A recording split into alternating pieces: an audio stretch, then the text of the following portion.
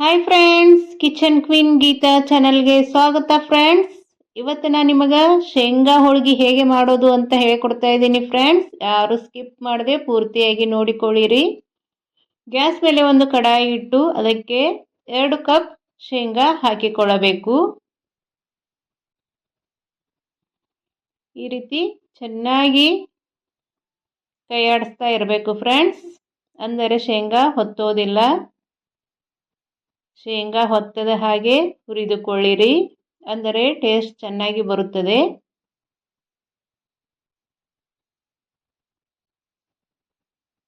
ಕೈ ಬಿಡದೆ ಕೈ ಆಡಿಸ್ತಾ ಇರಿ. ಈಗ ನೋಡಿ, ಶೇಂಗಾ ಮೇಲ್ಗಡೆ ಸೊಪ್ಪೆ ಈ ರೀತಿ ಉಚ್ಚಬೇಕು, ಅಂದರೆ ಶೇಂಗಾ ಹುರಿದಿವೆ ಎಂದು ಅರ್ಥ. ಈಗ ಇವನ್ನು ತೆಗೆದುಕೊಳ್ಳೋಣ. ಈಗ ಇದಕ್ಕೆ 1 ಕಪ್ ಬಿಳಿ ಎಳ್ಳನ್ನು ಹಾಕಿಕೊಂಡಿದ್ದೇನೆ. ಬಿಳಿ ಎಳ್ಳು ಶೇಂಗಾ ಹಾಕಿ ಹೋಳಿಗೆ ಮಾಡಿದರೆ ತುಂಬ ಚೆನ್ನಾಗಿರುತ್ತವೆ ಫ್ರೆಂಡ್ಸ್. ನೋಡಿ, ಎಳ್ಳು ಚಟಪಟ ಅಂತ ಆವಾಜ್ ಆಗ್ತಾ ಇದೆ. ಮತ್ತು ಸ್ವಲ್ಪ ಕಲರು ಚೇಂಜ್ ಆಗುತ್ತೆ ಫ್ರೆಂಡ್ಸ್. ಕಲರು ಚೇಂಜ್ ಆದರೆ ಎಳ್ಳು ಹುರಿದಿವೆ ಎಂದು ಅರ್ಥ ಫ್ರೆಂಡ್ಸ್. ನೋಡಿ, ಕಲರ್ ಚೇಂಜ್ ಆಗಿದೆ. ಈಗ ಗ್ಯಾಸ್ ಆಫ್ ಮಾಡಿಕೊಳ್ಳುತ್ತೇನೆ. ಶೇಂಗಾ ಸ್ವಲ್ಪ ಆರಲು ಬಿಡೋಣ, ಅಲ್ಲಿವರೆಗೂ ಹಿಟ್ಟು ನಾದಿಕೊಳ್ಳೋಣ. ಇಲ್ಲಿ ನಾನು 1.5 ಕಪ್ನಷ್ಟು ಮೈದಾ ತೆಗೆದುಕೊಂಡಿದ್ದೇನೆ. ಇದಕ್ಕೆ 2 ಸ್ಪೂನ್ ಚಿರೋಟಿ ರವೆಯನ್ನು ಹಾಕಿಕೊಳ್ಳಬೇಕು.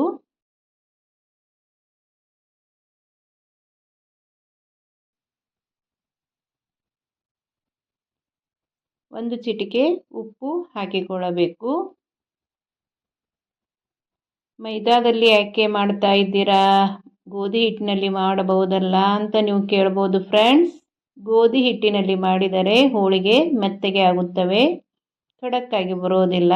ಅದಕ್ಕಾಗಿ ಮೈದಾ ಹಿಟ್ಟನ್ನೇ ಉಪಯೋಗಿಸಬೇಕು ಶೇಂಗಾ ಹೋಳಿಗೆಗೆ. ಈಗ ಇದನ್ನು ನೀರು ಹಾಕಿ ಚೆನ್ನಾಗಿ ನಾದಿಕೊಳ್ಳೋಣ. ಹಿಟ್ಟು ಚೆನ್ನಾಗಿ ನಾದಬೇಕು ಫ್ರೆಂಡ್ಸ್, ಅಂದರೆ ಹೋಳಿಗೆ ಚೆನ್ನಾಗಿ ಬರುತ್ತವೆ. ಇದು ಅತಿಯಾಗಿ ಗಟ್ಟಿನೂ ಇರಬಾರದು, ಸಾಫ್ಟು ಇರಬಾರದು, ಮೀಡಿಯಮ್ ಆಗಿ ಹಿಟ್ಟನ್ನು ನಾದಿಕೊಳ್ಳಿರಿ.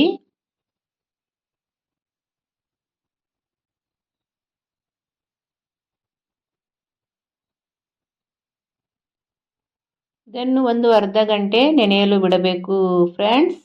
ಹಿಟ್ಟು ನೆನೆದರೆ ಹೋಳಿಗೆ ಚೆನ್ನಾಗಿ ಬರುತ್ತವೆ. ಅರ್ಧ ಗಂಟೆ ತೆಗೆದಿಡುತ್ತೇನೆ. ಹೂರಣ ರೆಡಿ ಮಾಡಿಕೊಳ್ಳೋಣ. ಶೇಂಗಾ ಮೇಲ್ಗಡೆಯ ಸೊಪ್ಪೆ ಎಲ್ಲ ತೆಗೆಯಬೇಕು. ಈಗ ಮಿಕ್ಸಿ ಜಾರಿಗೆ ಶೇಂಗಾ ಹಾಕಿಕೊಳ್ಳೋಣ. ಅದಕ್ಕೆ 3 ಏಲಕ್ಕಿ ಹಾಕಿಕೊಂಡಿದ್ದೇನೆ. ಈಗ ಇದಕ್ಕೆ ಬೆಲ್ಲ ಹಾಕಿಕೊಳ್ಳೋಣ.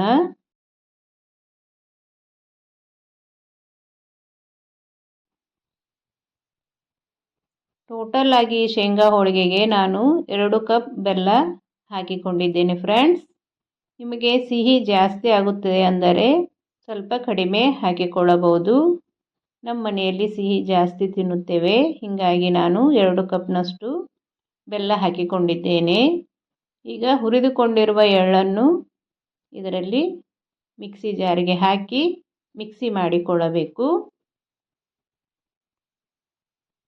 ನೋಡಿ, ಈ ರೀತಿ ತರಿಯಾಗಿ ಮಿಕ್ಸಿ ಮಾಡಿಕೊಳ್ಳಬೇಕು ಫ್ರೆಂಡ್ಸ್. ಭಾಳ ಸಾಫ್ಟಾಗಿ ಮಾಡಿಕೊಳ್ಳಬಾರದು, ಸ್ವಲ್ಪ ತರಿಯಾಗಿ ಇರಬೇಕು. ಈಗ ಈ ಎಳ್ಳಿನ ಪೌಡ್ರನ್ನು ಶೇಂಗಾಕ್ಕೆ ಹಾಕಿಕೊಳ್ಳೋಣ. 2 ಚೆನ್ನಾಗಿ ಈ ರೀತಿ ಮಿಕ್ಸ್ ಮಾಡಿಕೊಳ್ಳಬೇಕು.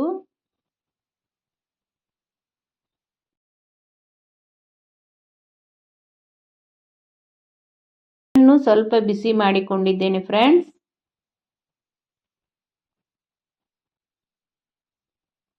ಸ್ವಲ್ಪ ಬಿಸಿ ನೀರನ್ನು ಇದಕ್ಕೆ ಹಾಕಿ ಈ ರೀತಿ ಚೆನ್ನಾಗಿ ನಾದಿಕೊಳ್ಳಬೇಕು.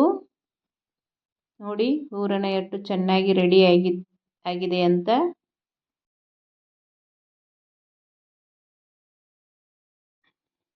ಸ್ವಲ್ಪ ಶೇಂಗಾ ಹೂರಣವನ್ನು ತೆಗೆದುಕೊಂಡು ಈ ರೀತಿ ಚಿಕ್ಕ ಚಿಕ್ಕ ಉಂಡೆ ಮಾಡಿಕೊಳ್ಳಬೇಕು.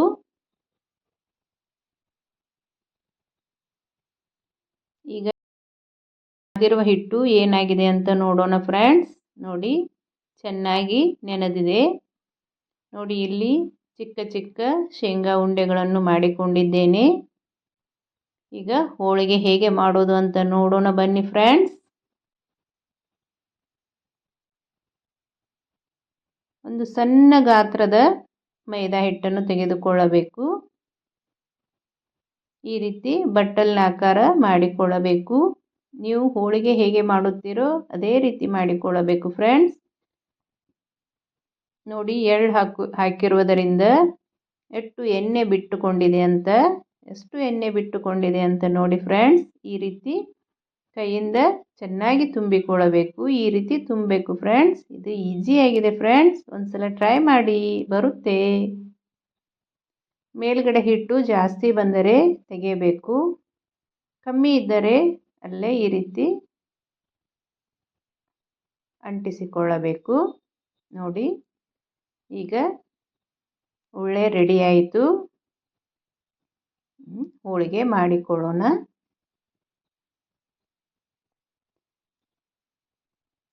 ಶೇಂಗಾ ಮತ್ತು ಎಳ್ಳಿನ ಹೋಳಿಗೆಯನ್ನು ನಮ್ಮಲ್ಲಿ ಸಂಕ್ರಮಣಕ್ಕೆ ಮಾಡುತ್ತಾರೆ ಫ್ರೆಂಡ್ಸ್. ಇದು ಒಂದು ಸಂಕ್ರಮಣದ ರೆಸಿಪಿ.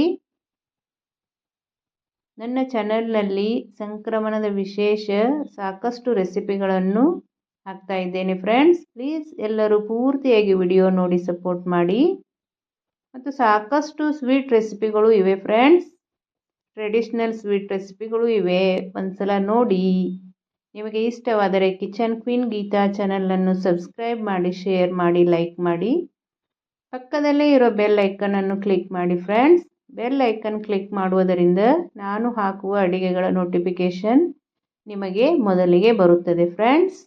ನೋಡಿ, ಈ ರೀತಿ ಎರಡು ಬದಿಯಲ್ಲಿ ಚೆನ್ನಾಗಿ ಹೋಳಿಗೆಯನ್ನು ಬೇಯಿಸಿಕೊಳ್ಳಬೇಕು. 1 ತಿಂಗಳಿಟ್ಟು ತಿಂದರೂ ಹಾಳಾಗುವುದಿಲ್ಲ ಫ್ರೆಂಡ್ಸ್ ಈ ಹೋಳಿಗೆ. ಮೇಲ್ಗಡೆ ಸ್ವಲ್ಪ ತುಪ್ಪ ಹಾಕ್ಕೊಂಡು ತಿಂದರೆ ತುಂಬ ರುಚಿಯಾಗಿರುತ್ತವೆ ನೋಡಿ ಫ್ರೆಂಡ್ಸ್. ನೀವು ನಿಮ್ಮ ಮನೆಯಲ್ಲಿ ಒಂದ್ಸಲ ಟ್ರೈ ಮಾಡಿ ನೋಡಿ. Thank you.